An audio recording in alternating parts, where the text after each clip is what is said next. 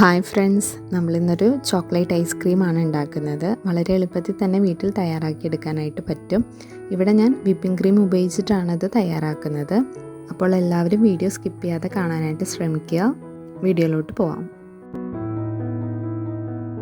ആദ്യമായിട്ട് ഒരു സോസ് പാനിലേക്ക് 1 കപ്പ് പാലൊഴിച്ച് കൊടുക്കാം. അതോടൊപ്പം തന്നെ 1 ടേബിൾ സ്പൂൺ കൊക്കോ പൗഡർ അരിച്ചിട്ട് ഇട്ട് കൊടുക്കാം. നിങ്ങളിവിടെ കൊക്കോ പൗഡർ എടുക്കണം എന്നില്ല. ഒന്നുകൂടി ടേസ്റ്റ് ഉണ്ടാവുന്നത് നമ്മുടെ ഡാർക്ക് കോമ്പൗണ്ട് ചോക്ലേറ്റ് ഗ്രേറ്റ് ചെയ്തത് കൂടി ഇട്ട് കൊടുക്കുമ്പോഴാണ്. ഞാൻ ഇതിൻ്റെ കൂടെ 1/4 cup dark compound chocolate great ചെയ്തത് കൂടി ഇട്ട് കൊടുക്കുന്നുണ്ട്. ഇതല്ല നിങ്ങൾക്ക് ചോക്ലേറ്റ് ഇല്ലെങ്കിൽ ഈ 1/4 കപ്പ് കൊക്കോ പൗഡർ തന്നെ യൂസ് ചെയ്താലും മതി. ഒന്നുകൂടി ടേസ്റ്റ് കൂടുന്നത് നമ്മൾ ഈ ഡാർക്ക് കോമ്പൗണ്ട് ചോക്ലേറ്റ് ചേർക്കുമ്പോഴാണ് കേട്ടോ. അതുകൂടാതെ 1/2 കപ്പ് പഞ്ചസാര കൂടി ഇട്ടിട്ട് ഒന്ന് മിക്സ് ചെയ്തതിന് ശേഷം നമുക്ക് അടുപ്പത്ത് വയ്ക്കാം. അപ്പോൾ അതാ നമ്മൾ ഫ്ലെയിം ഓൺ ചെയ്തിട്ട് അടുപ്പത്ത് വെച്ചിട്ടുണ്ട്.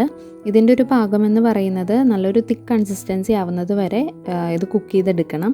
അപ്പോൾ ഇളക്കി കൊടുത്തുകൊണ്ടേ ഇരിക്കുക. അപ്പോൾ ലോ ഫ്ലെയിമിൽ ഇട്ടിട്ടാട്ടോ ഇത് കുക്ക് ചെയ്തെടുക്കേണ്ടത്. ഇതാ ഇവിടെ ഒരുവിധം തിക്കായിട്ട് വന്നിട്ടുണ്ട്. ഇനി ഫ്ലെയിം ഓഫ് ചെയ്യാം. ബാക്കി നമ്മൾ തണുക്കാനായിട്ട് മാറ്റി വയ്ക്കുമ്പോൾ ഒന്നുകൂടി ഇത് തിക്കായി വന്നോളും. എന്നിട്ട് ഇതൊരു ബൗളിലോട്ട് മാറ്റുന്നുണ്ട്. ഇതിന് നമുക്ക് ആറാനായിട്ട് മാറ്റി വയ്ക്കാം. അടുത്തതായിട്ട് വിപ്പിംഗ് ക്രീം ബീറ്റ് ചെയ്തെടുക്കണം. അതിനായിട്ട് ഞാനൊരു സ്റ്റീലിൻ്റെ ബൗള് ഫ്രീസറിൽ വെച്ചിട്ട് അരമണിക്കൂർ ഫ്രീസറിൽ വെച്ചിട്ട് എടുത്തിട്ടുണ്ട്. അപ്പോൾ അതൊന്ന് ഫ്രീസറിൽ വെച്ചിട്ട് എടുക്കുമ്പോൾ ഒന്ന് തുണി ഉപയോഗിച്ചിട്ട് ആ ഉൾവശം ഒന്ന് തുടച്ചിട്ട് വേണം കേട്ടോ എടുക്കാനായിട്ട്.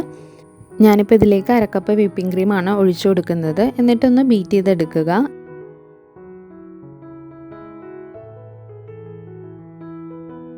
ഈ ഒരു പരുവത്തിലാവുമ്പോഴേക്കും നമ്മുടെ ആ ചോക്ലേറ്റ് മിക്സ് ഇതിലേക്ക് ആഡ് ചെയ്ത് കൊടുക്കണം.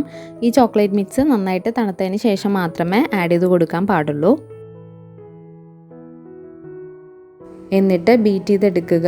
നമ്മൾ കേക്കിനൊക്കെ ബീറ്റ് ചെയ്യുന്ന അത്രയും ബീറ്റ് ചെയ്യേണ്ട ആവശ്യമില്ല. അതിന് മുന്നേയിട്ട് നമുക്ക് നിർത്താം.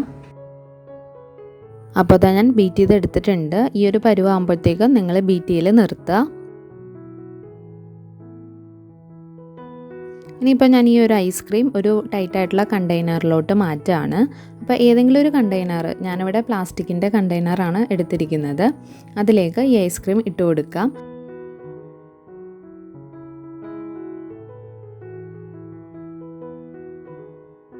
കുറച്ച് ഒരു ലെയർ ഞാൻ ഇട്ട് കൊടുത്തിട്ടുണ്ട്. അതിന് മുകളിലേക്ക് കുറച്ച് ചോക്കോ ചിപ്സ് കൂടി ഇട്ട് കൊടുക്കുന്നുണ്ട്.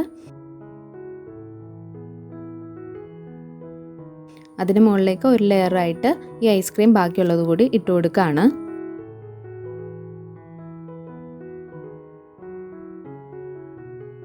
എന്നിട്ട് അതിന് മുകളിലും കുറച്ച് ചോക്കോ ചിപ്സ് ഇട്ട് കൊടുക്കുന്നുണ്ട്.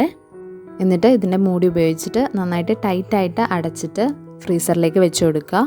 ഒരു 8 to 12 hours ഇത് വെക്കണം. ഇപ്പോൾ ഓവർനൈറ്റ് വെച്ചാലും മതി. പിന്നെ നിങ്ങളൊരു കാര്യം ശ്രദ്ധിക്കേണ്ടത്, ഇത് നമ്മൾ ഫ്രീസറിൽ വെച്ച് കഴിഞ്ഞ് കഴിഞ്ഞാൽ ഇടയ്ക്ക് തുറന്ന് നോക്കരുത്. കാരണം ഇത് സെറ്റ് ആവാനായിട്ട് ലേറ്റ് ആവും. അപ്പോൾ കഴിവതും ഇത് 12 മണിക്കൂർ അല്ലെങ്കിൽ 8 മണിക്കൂർ കഴിഞ്ഞതിന് ശേഷം മാത്രം തുറന്ന് നോക്കുക കേട്ടോ. അപ്പോൾ ഇതാ നമ്മളിവിടെ ഓവർനൈറ്റ് ആയിരുന്നു വെച്ചിരുന്നത്. നമ്മളിനി ഇത് തുറന്ന് നോക്കുകയാണ്. അപ്പോൾ ഇതാ സെറ്റായിട്ടൊക്കെ വന്നിട്ടുണ്ട്.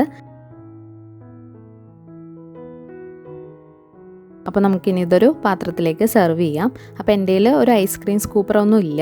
അപ്പോൾ സാധാരണ സ്പൂൺ ഉപയോഗിച്ചിട്ട് തന്നെയാണ് ഞാനിത് സ്കൂപ്പ് ചെയ്തെടുക്കുന്നത്.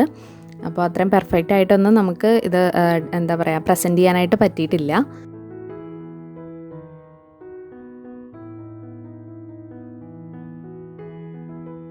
ഇനിയിപ്പോൾ ഇതിന് മുകളിലേക്ക് കുറച്ച് ചോക്കോ ചിപ്സ് കൂടി ഇട്ട് കൊടുക്കുന്നുണ്ട്. എന്നിട്ട് കുറച്ചുകൂടി ഭംഗി കൂടാനായിട്ട് ചോക്ലേറ്റ് സിറപ്പ് ഞാൻ ഒഴിച്ചു കൊടുക്കുന്നുണ്ട്. ഇപ്പോൾ ഇതൊന്നും ചെയ്തില്ലെങ്കിലും കുഴപ്പമൊന്നുമില്ല.